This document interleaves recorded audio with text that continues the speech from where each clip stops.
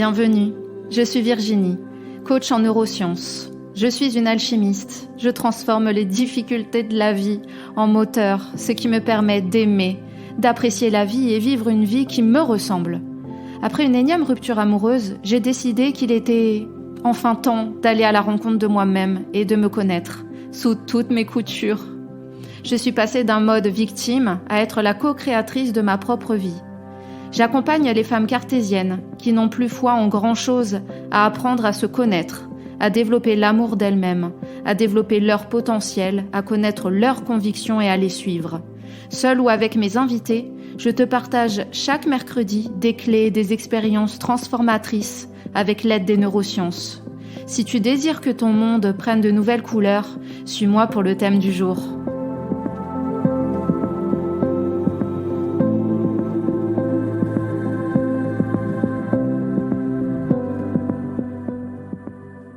Je te souhaite la bienvenue sur un nouvel épisode des Cartésiennes reconnectées.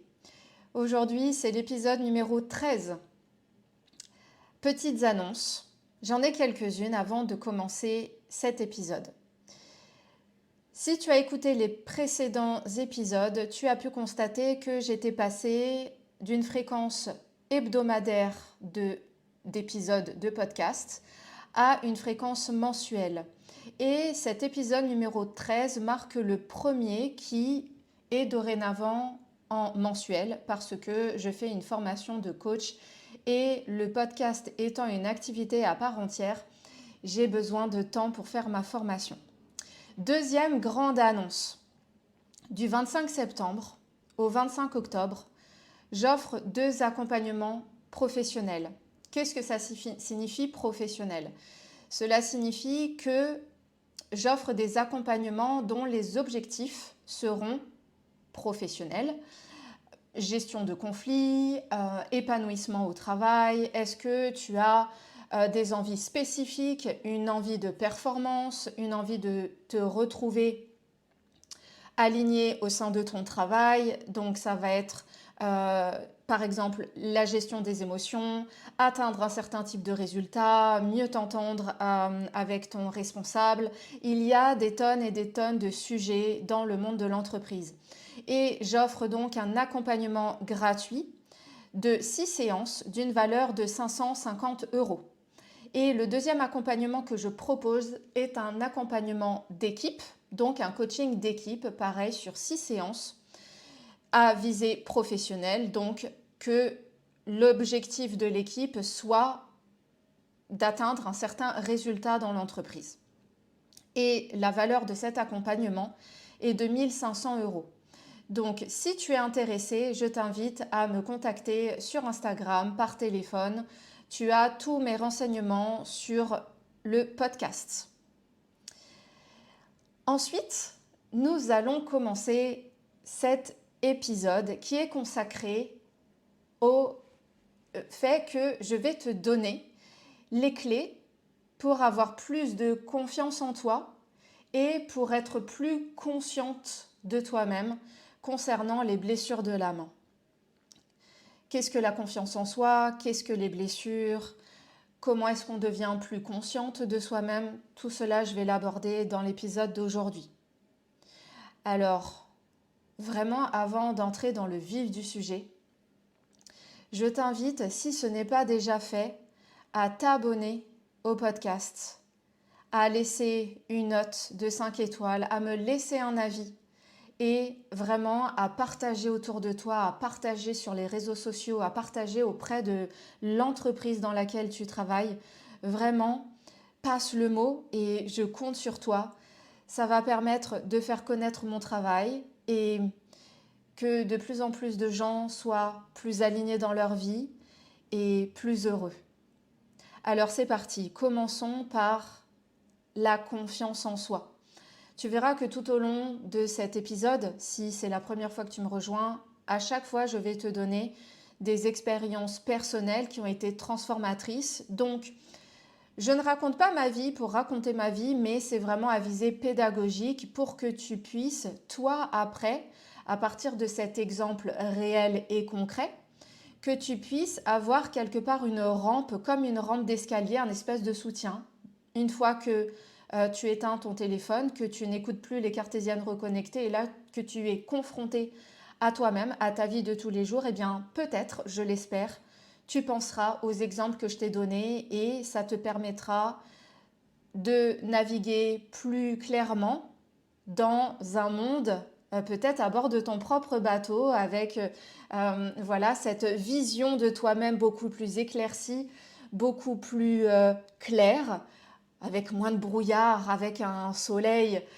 qui te montre les horizons les plus lointains de la vie la plus belle que tu as le droit de vivre. Alors, concernant la première partie de cet épisode, qu'est-ce que la confiance en soi? La confiance en soi, c'est ta capacité à être sûr que tu vas pouvoir relever les défis, peu importe les situations, peu importe les circonstances, peu importe ton environnement. C'est ce sentiment d'assurance et de sécurité à propos de toi-même, la certitude que tu vas pouvoir relever le défi, à prendre soin de toi face aux aléas de la vie et de l'existence. C'est vraiment en fait ce sentiment que, ok, la situation n'est pas simple aujourd'hui, mais je sais que j'ai tout en moi pour pouvoir relever le défi. Et pourquoi je te dis que c'est un sentiment? Et là, je vais te donner la différence entre une émotion et un sentiment. Une émotion, c'est finalement une méta-expérience en fait, ce que tu peux ressentir de l'ordre de quelques secondes. En fait, les émotions ne durent que quelques secondes, elles te traversent et elles sont là pour te délivrer un message. Un sentiment, c'est une émotion qui dure dans le temps. Donc, on passe d'une émotion, et puis si l'émotion n'est pas comprise, on va passer par le stade du sentiment, puis après de l'humeur, et après de l'état d'esprit, et après ça devient un trait de caractère. Donc finalement, quand on est dans une émotion agréable, eh bien ce sentiment de confiance en soi, effectivement, il perdure. C'est quelque chose qui, on va dire, fait du bien. Mais lorsque l'on est dans un sentiment, par exemple, de rancœur, dans un sentiment finalement, qui est beaucoup plus lourd, voilà, je te parle de la rancœur parce que finalement, derrière, il se cache une colère qui n'a pas été réglée. Et puis, ça peut être aussi des sentiments de frustration. Il y a tout un tas de sentiments. L'objectif n'est pas de te faire un cours sur la confiance en soi, mais c'est vraiment de te donner les points les plus importants qui, dès maintenant, vont pouvoir te permettre de mettre des actions dans ta vie dès la fin de cet épisode. Et finalement, eh bien, ce sentiment de confiance en soi, lui, il se construit. C'est-à-dire que la confiance en toi-même, elle est aléatoire et elle n'est pas la même dans les différents domaines de vie. Qu'est-ce que j'entends par domaine de vie? Il y en a 5. Il y a le social, le couple, la famille, l'épanouissement personnel et la carrière. Et tu peux avoir un domaine de vie où tu te sens en confiance, avec une haute confiance en toi, et un autre domaine où la confiance en toi-même est plus basse. Nous avons tous des domaines de vie où nous sommes plus forts et d'autres où nous avons besoin de nous améliorer, de grandir, d'évoluer. Et la confiance en soi, le pouvoir augmenter ta confiance en toi passe par l'action. Sans passage à l'action, eh bien, tu ne peux pas développer la confiance en toi-même. C'est aussi accepter que dans l'action, il peut y avoir tu peux trébucher, il peut y avoir ce qu'on peut dire des échecs, mais qui ne sont pas des échecs, c'est le chemin de l'apprentissage, c'est le chemin de la réussite. Mais des moments où tu peux trébucher, mais justement, le fait de passer à l'action te permet de réajuster et à chaque fois finalement de grandir. Et si les choses sont compliquées dans ta vie, eh bien, c'est même à travers ces difficultés, c'est de te dire, ok, mais quelles sont les ressources dont je dispose pour pouvoir me relever? Et tu verras qu'au fur et à mesure, la confiance en toi va grandir et quand tu passes à l'action et que tu vois que tu réussis, que tu es satisfaite de toi-même, eh ben, tu augmentes ton niveau de passage à l'action.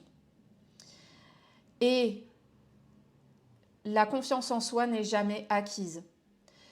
Par exemple, je vais te donner 2 exemples propres à ma vie personnelle. Nous sommes le 25 septembre 2023 et c'est mon premier jour d'entrepreneur, vraiment, parce que j'ai quitté le salariat vendredi 22 septembre et je suis sortie avec une énorme confiance en moi-même. Seulement aujourd'hui, eh bien, mon cerveau doit se réadapter. Il doit apprendre, ou du moins accepter, que nous sommes en période de changement, de transition. Le cerveau n'aime pas le changement, il n'est pas fait pour le changement. Son objectif, c'est de te maintenir dans la situation actuelle, même si cette situation est pénible pour toi, même si elle te cause de la tristesse, de l'embarras, de la lourdeur, que tu n'es pas épanoui. Parce que c'est la survie de l'espèce. Le cerveau est câblé comme ça. Il n'est pas fait pour te rendre heureuse. Il est fait pour te maintenir en vie. Et ça coûte que coûte. Donc mon cerveau actuellement, eh bien, il me dit clairement, perte de repères, alerte, perte de repères. Parce qu'avant, finalement, quand j'étais salariée, je faisais les podcasts en parallèle. Et même si c'était dur de suivre ma formation, pour le bloc numéro 1 par exemple, eh bien, mon cerveau, lui, retrouvait ses repères. Il disait, bon, bah, de toute façon, t'es bien, t'es chez Coca-Cola. Voilà, continue comme ça. Et puis tout ira bien. Moi, voilà, je ne veux pas changer. Et même si ben, tu ne deviens pas coach et que tu réussis pas ta formation, eh bien, au moins, tu es chez Coca, tu as la sécurité, etc. Et la confiance en moi-même, je suis en train finalement d'établir de nouvelles bases avec cette confiance en soi. Et n'oublie pas, je te rappelle que tu es responsable de ce qui se passe dans ta vie. Tu ne blâmes ni les circonstances, ni les gens, ni les astres.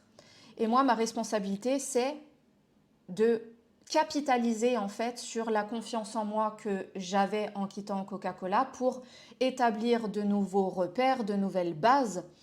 Et finalement, je suis déterminée à ce que cette confiance en soi retrouve un haut niveau et même encore un plus haut niveau. À chaque fois, en fait, nous sommes dans l'amélioration de soi-même et si je suis à 7 sur 10 en confiance en moi, eh bien, je veux atteindre le 8. Et quand je suis à 8, je veux passer à 9. Et quand je suis à 9, je veux passer à 10. Et après, c'est de maintenir ce cap coûte que coûte, coûte que coûte. Et pourquoi, en fait? Mais c'est pour être épanoui, c'est pour vivre la vie rêvée que tu désires, que tu mérites. Et moi, ce que je veux, c'est retrouver, établir une confiance en moi identique à celle que j'ai laissée vendredi dernier et qui, forcément, il y a beaucoup de choses qui se passent en soi, des peurs, des craintes, une perte de repères. Et justement, le meilleur moyen pour retrouver cette confiance en soi, en plus avec la merveilleuse vidéo d'au revoir à Coca-Cola que j'ai pu faire, eh bien, c'est de monter un épisode de podcast et d'être au taquet, voilà, d'être dans l'action, de l'action inspirée. Attention, l'action est juste quand elle est inspirée. Après, c'est pas grave si elle n'est pas inspirée et que derrière tu as tout un tas d'injonctions, il faut que je fasse ça, je dois faire ça. C'est pas grave, tu réajusteras en fait au fur et à mesure. Tu verras les résultats en fait de ton action. Et si cette action n'est pas à la hauteur de ce que tu aurais aimé, eh bien tu réajustes constamment. Tu réajustes, tu réajustes. Donc finalement, la confiance en soi, elle s'acquiert dans l'action et elle n'est jamais acquise. La vie t'apportera des challenges qui te feront en fait quelque part vaciller dans ta confiance en soi, mais ce qui compte, ce n'est pas le but, c'est le chemin. Voilà, quel est le chemin de la confiance en toi? Quand tu es, par exemple, en train de faire une promenade, finalement, est-ce que tu es là obnubilé par le fait d'arriver, je ne sais pas moi, au château, au parc de Sceaux, ou alors est-ce que tu profites de ton point A, finalement, pour observer le chemin, qu'est-ce qui se passe de ton point A vers ton point B? euh, Comment est l'environnement? Ah bah tiens, il y a des belles fleurs. Oh, et le ciel est merveilleux, il est d'un bleu éclatant. Et puis je sens les rayons du soleil sur ma peau. Ça va être vraiment tout au long de ce chemin de savourer en fait cette confiance en toi qui s'élève et par moments, ok, elle sera moins forte, mais c'est ok aussi, c'est d'accepter. Accepter que, ok, peut-être aujourd'hui, tu as une confiance en toi de 4. Eh bien, ok, tout est ok en fait. C'est à partir du moment où, déjà d'une, tu prends conscience qu'après, tu peux changer. Et prendre conscience, accepter, mène vers le changement. Le deuxième exemple que je voulais donner et qui m'a permis d'élever en fait la confiance en moi-même, c'est la boxe. La boxe est un terrain de jeu pour moi qui me permet de faire grandir ma confiance en moi-même. Et d'ailleurs, pour la petite histoire, quand un de mes collègues a vu la vidéo d'Au revoir Coca-Cola, il m'a dit, tu sais Virginie, tu as tellement plus confiance en toi par rapport à avant. Et en fait, tout ça, ça vient finalement d'un alignement vers soi-même, le fait de passer à l'action et de me challenger aussi au niveau de la boxe, où je suis passée finalement de débutante à moins débutante, puisque aujourd'hui j'en suis à mon deuxième light sparring. Qu'est-ce qu'un light sparring? C'est, là, on est dans le combat. Combat léger, mais il y a du combat. Et la boxe m'a permis, elle me permet de me dépasser, de voir en moi la battante, la challengeuse, la guerrière. Et je ne soupçonnais pas en fait de cette grande force qu'il y avait en moi. La boxe me permet de me connaître face à des femmes, de me connaître face à des hommes, et je réagis différemment si je combats face à une femme que face à un homme. Et la boxe est extraordinaire pour moi et d'une passion vraiment immense, puisque elle m'apprend à me connaître. Et vraiment, je t'invite à toi à identifier qu'est-ce qui dans ta vie te permet de te connaître, de te faire grandir, de te faire évoluer. Et finalement, quand j'ai découvert ce super pouvoir de confiance en moi, de puissance, eh bien j'en ai eu peur. Parce que je me suis dit, oh là là, mais Virginie, tu irais jusqu'où en fait à te battre comme ça? Puisque si un homme me donne des coups, il me dit ça va. Et en fait, ben, je lui dis oui, oui, ça va. Et même si on me tape fort, et ben, je veux pouvoir dépasser en fait, je veux pouvoir esquiver en fait ce coup qui m'a été porté à haute intensité ou à moyenne ou faible intensité. Mais mon rôle à moi, c'est de pouvoir me protéger, de pouvoir répliquer. Et la boxe m'a permis de me rendre compte à quel point j'étais forte, à quel point j'étais déterminée. Et finalement, grâce à la boxe, ça me permet d'équilibrer mes autres domaines de vie. Alors, je vais te raconter une énième anecdote.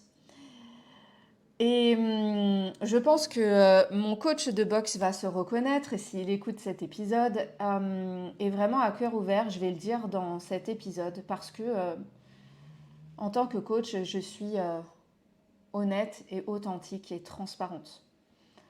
Et les histoires que je te raconte, elles sont vraiment vraies parce que j'ai envie de tisser du lien avec toi, parce que je conçois que le domaine de l'accompagnant, c'est une histoire humaine entre les personnes, entre moi et l'équipe que je coach, ou le professionnel que j'accompagne, ou la personne en life coaching que j'accompagne. Pour moi, j'ai des valeurs tellement fortes que pour moi, le lien humain est très important et qu'il n'est pas bafouable. Et quand j'ai pris l'avion, bon, j'étais pas très à l'aise avec les décollages et les turbulences. Et au moment en fait où j'avais un peu peur, eh bien, j'ai utilisé en fait ce qu'on appelle en coaching une variable clé, c'est-à-dire un point de focalisation, un point de concentration. Et pour moi, bah, quand on était en plein décollage, eh bien, je pensais en fait aux différents, aux différentes techniques que m'apprend en fait mon coach Marius. Et pendant cette période un peu, enfin voilà, un décollage, bon, je suis, je vais dire, j'étais pas très à l'aise. J'ai remarqué que grâce à la boxe, j'avais une meilleure aussi maîtrise de mes émotions, mais pas que grâce à la boxe, parce qu'il y a aussi le coaching, mon auto-coaching que je me fais. Tout ce que je fais pour moi, en fait, vient contribuer à faire que j'ai une meilleure gestion de mes émotions que je n'avais il y a quelques années.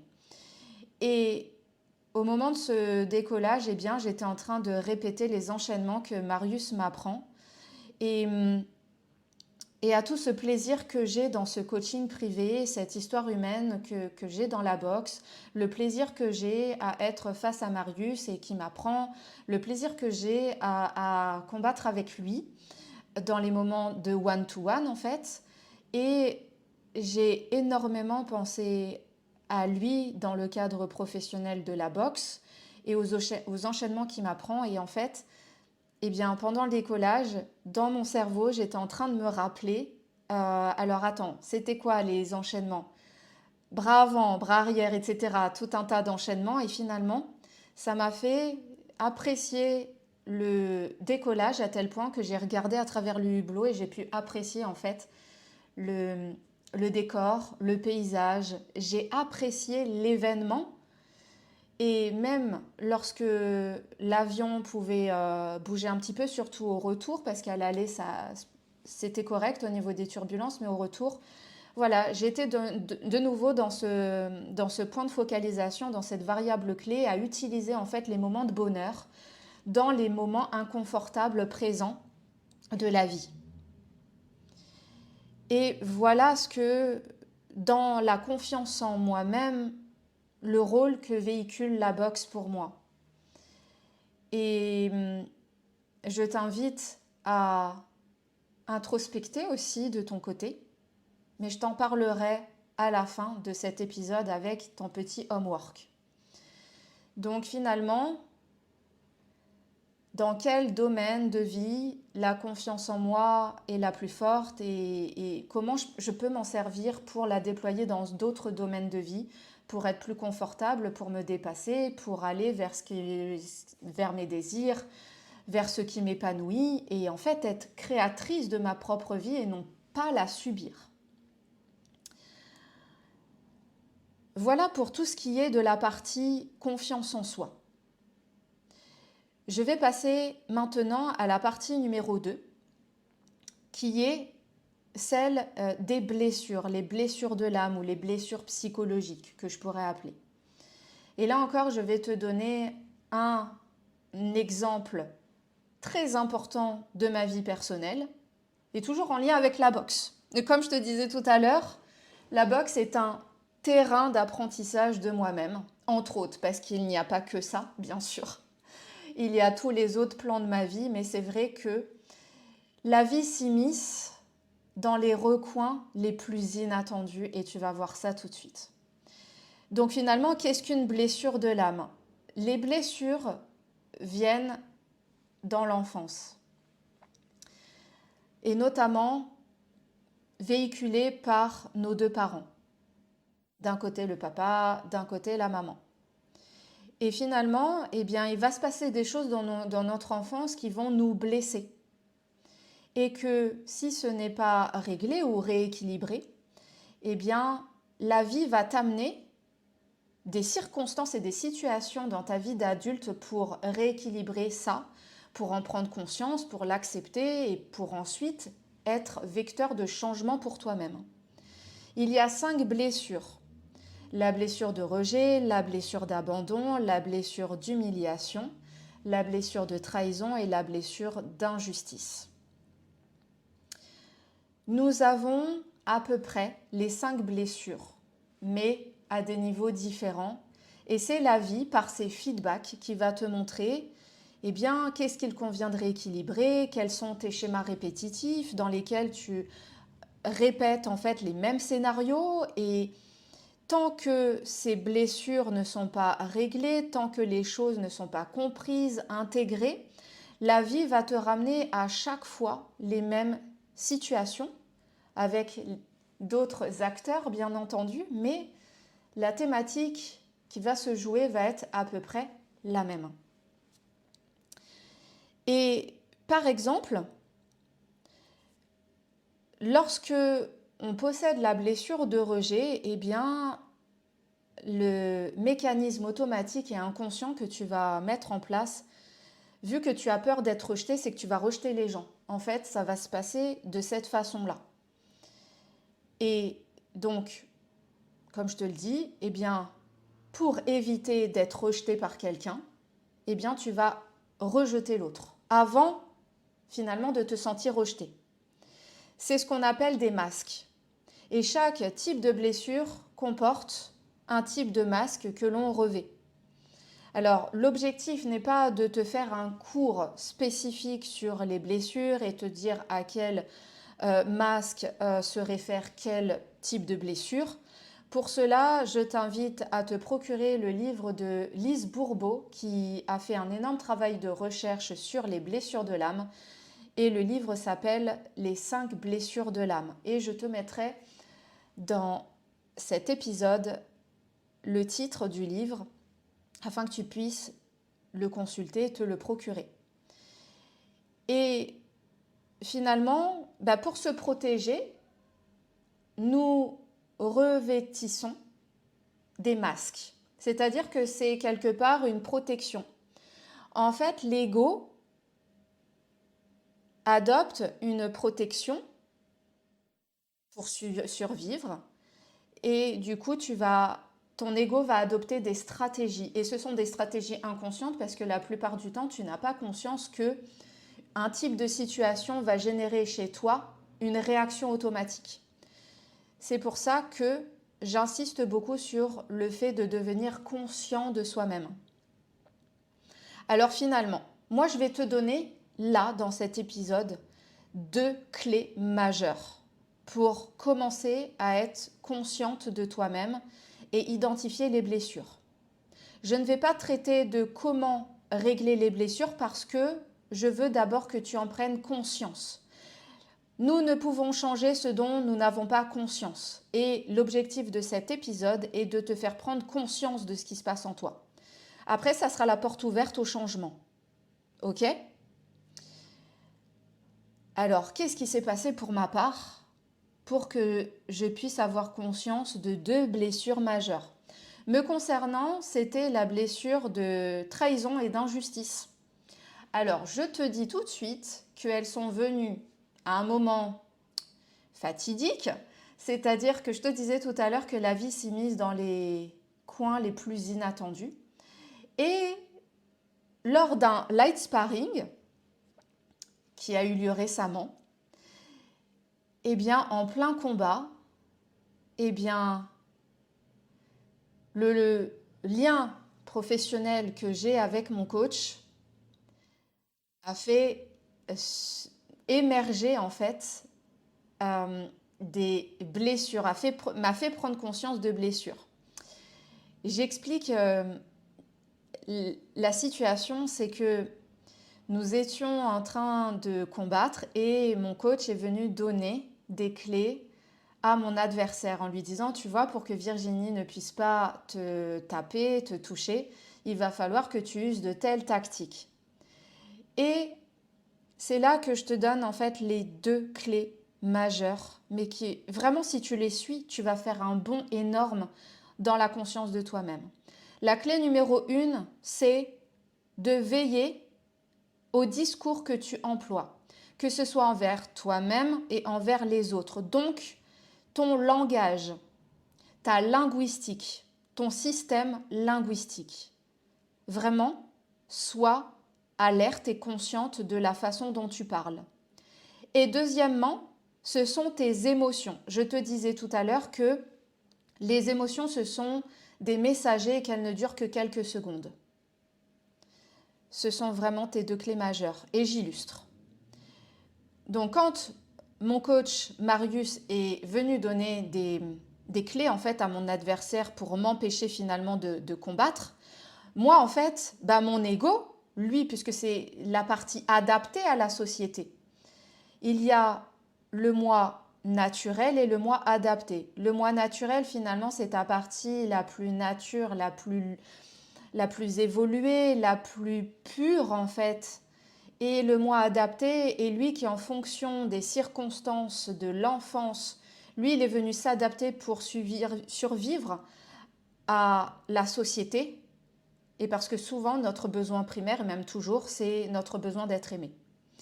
Et donc, mon ego, lui, d'origine blessé, lui, il a pris comme quoi, ah ben tiens, c'est injuste, mon coach, en plus, avec qui j'ai des cours en privé, donne des pistes à mon adversaire. Et j'ai dit à Marius, je l'ai regardé en colère. Marius, t'es au courant, tu ne m'en voudras pas. Je t'en ai déjà parlé. Hein. C'est vraiment à titre pédagogique si tu écoutes ce podcast. Eh bien, mon ego, lui, qui est mon moi adapté, ma partie plus blessée, s'est dit oh, mais quelle horreur! Et en fait, j'ai dit à Marius, en colère, j'ai dit c'est injuste. Je lui ai dit ça. Et après, j'ai eu une montée de colère et j'avais les larmes aux yeux en fait. Je me suis sentie trahie. Mais ça, quand on est consciente de soi, après on devient observateur de soi-même. Et quand ça s'est passé, on va dire peut-être 1 minute après, je me suis dit, mais attends, qu'est-ce que j'ai dit? Ah, ok, j'ai dit que c'était injuste. Ok, blessure d'injustice. Et après, eh bien, par rapport à la colère, eh bien, quelque part, j'ai eu cette... Je savais en fait que c'était la trahison parce que je me suis dit, mais comment mon coach peut me mettre en difficulté comme ça? Moi, j'ai envie de gagner le combat et en fait, mon coach donne des pistes à l'autre. Et j'avais dit après, à la fin de ce combat avec cette personne, Marius est venu nous voir pour faire un feedback et il a dit... Donc, il donnait des feedbacks et c'est moi qui ai dit oui, mais du coup, j'ai pas réussi. Et en fait, le fait de ne pas avoir réussi, eh bien, je me suis blessée en fait. J'étais blessée parce que moi, je voulais gagner et coûte que coûte. Et donc, c'est par donc, le langage que j'ai eu, donc le fait de dire c'est injuste, et par cette émotion de colère qui a surgi, qui, elle, m'a permis, si tu veux, je m'adresse à mes émotions, donc je me suis dit, ok, t'es en colère, mais quel est ton message? Quel est le message que tu as à me transmettre? Et puis c'était, je me sens trahie en fait. Et puis, comme le moi adapté est celui qui est blessé, en fait, ça nous donne une distorsion de la réalité. C'est pour ça que là, je vais te délivrer un message très important, c'est que si chacun d'entre nous veillons à soi-même et si nous nous écoutons, si nous introspectons, si nous cherchons avant tout qu'est-ce que cette situation a à m'apprendre, qu'est-ce que cette situation vient me dire sur moi-même, nous serions tellement plus en paix parce que à aucun moment, en fait, grâce à cette introspection brève et rapide, mais parce que j'ai l'habitude, jamais j'en ai voulu à Marius. Jamais. En fait, je savais très bien que c'était envers moi et moi-même. Et si chacun d'entre nous faisons ce travail d'introspection, eh bien, je peux te dire que l'humanité va s'en trouver tellement plus heureuse et que nous ne blâmerons plus les uns et les autres de ce qui nous arrive, mais plus reprendre notre responsabilité et en nous disant, ok, là je me sens trahi et je sens que c'est injuste. Pourquoi est-ce que je me sens comme ça? Est-ce que c'est vraiment ça qui se passe? Est-ce que vraiment Marius a voulu délibérément me mettre en difficulté? Et total, non, parce que j'avais une vision sur le champ, sur le moment qui était en distorsion, parce que, comme tout le monde, nous avons tous des blessures et qu'en fait la vie est juste venue passer à travers Marius pour me dire eh oh Virginie, tu as les touches de clavier là qui sont mal accordées. Et si c'était le moment pour toi de les réajuster, de les réaccorder, pour que quand tu sois dans un orchestre symphonique, eh ben, que tu puisses sonner juste, que ta vibration puisse sonner un petit peu plus juste. Donc voilà sur cette partie des blessures. Et j'espère que cette partie-là va t'apporter énormément dans ta vie et que tu vas l'utiliser. Parce que je te dis que si tu l'appliques dans ta vie, eh bien tu vas énormément grandir, tu vas évoluer, tu vas être plus consciente de toi-même et plus heureuse, je te le souhaite, plus alignée. Alors, pour récapituler un petit peu tout ça, la confiance en soi s'acquiert par l'action. Elle n'est jamais acquise. Finalement, c'est comme une danse. Et tu peux faire un faux pas, mais grâce à ce faux pas, après tu pourras faire le pas juste. Et toujours, chaque jour, un peu plus juste. Les blessures, qui sont au nombre de 5, eh bien, comme stratégie, nous portons des masques pour nous protéger, ne pas vivre ces blessures seulement. En fait, on les réactive et la vie vient nous apporter des situations pour nous faire régler ces blessures. Et pour les identifier, être plus consciente, ça va être de veiller au langage que tu emploies et à tes émotions, d'être en pleine conscience de tes émotions. Alors, finalement, le changement passe d'abord par la conscience de soi, par l'acceptation et ensuite par la mise en action. Je ne vais pas te laisser sans des petits homework et j'aimerais t'inviter à introspecter sur les questions suivantes. Quel est ton niveau de confiance en toi-même de 0 à 10? Dans la semaine, identifie le domaine de vie dans lequel tu sens que tu n'as pas confiance en toi. Quelles en sont les raisons? Souhaites-tu vraiment vivre ainsi et continuer?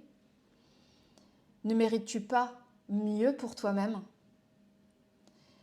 Que peux-tu faire pour passer à la note supérieure? Donc par exemple, si tu as 3, qu'est-ce que tu peux faire pour passer de 3 à 4?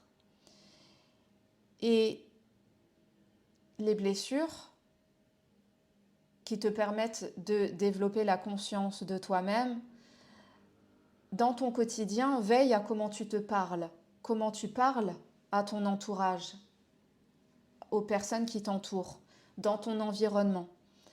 Quelles sont les émotions qui vont surgir, qui surgissent en fait lors de ces situations, qui vont venir? Mets en place cette intention de veiller au cours d'une journée à être le plus consciente de toi-même. Et si tu veux aller plus loin, je t'invite à me contacter pour en savoir plus sur mes accompagnements, qu'ils soient de life coaching ou, comme je le disais en début de cet épisode, sur les 2 accompagnements que j'offre. Je te conseille de te dépêcher car je n'ai que 2 places de disponibles. Encore une fois, si tu ne t'es pas abonné à cet épisode, au podcast Les Cartésiennes Reconnectées, je t'invite à t'y abonner et à partager ce que tu entends, ce que tu comprends aux personnes de ton entourage, dans ton domaine professionnel, parce que je vais m'orienter de plus en plus dans le coaching professionnel et intervenir en entreprise. Donc, si tu penses que ton entreprise serait intéressée par mes services, n'hésite pas à me contacter. Tu as tous les liens disponibles dans le podcast Les Cartésiennes Reconnectées.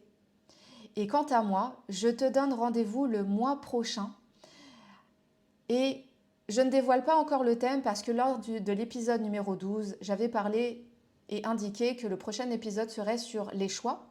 Mais je me réserve le droit de changement en fonction des priorités qui se passent dans ma vie et que j'ai envie de te partager le plus rapidement possible. J'ai été ravie de faire cet épisode, de te retrouver et je te dis à très bientôt sur les Cartésiennes Reconnectées ou sur Instagram ou par email. Et je suis à ta disposition pour que tu en saches plus sur mes accompagnements. Alors je te dis à très bientôt. Très belle soirée ou très belle journée, où que tu sois. À bientôt.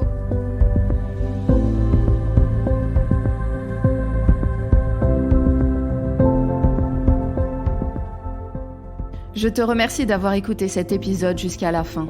J'espère qu'il t'a plu. Sans toi et ta contribution, ce podcast ne peut exister. Pour soutenir mon travail, je t'invite à t'abonner au podcast. Cela te permettra de recevoir des alertes sur ton téléphone, d'avoir les dernières actualités sur les exercices gratuits disponibles pour toi. Je t'invite également à partager le podcast auprès de toute personne qui peut en avoir besoin, à me laisser une note 5 étoiles et un commentaire sur Spotify, Apple Podcast. Quant à moi, je te dis à très bientôt pour un nouvel épisode.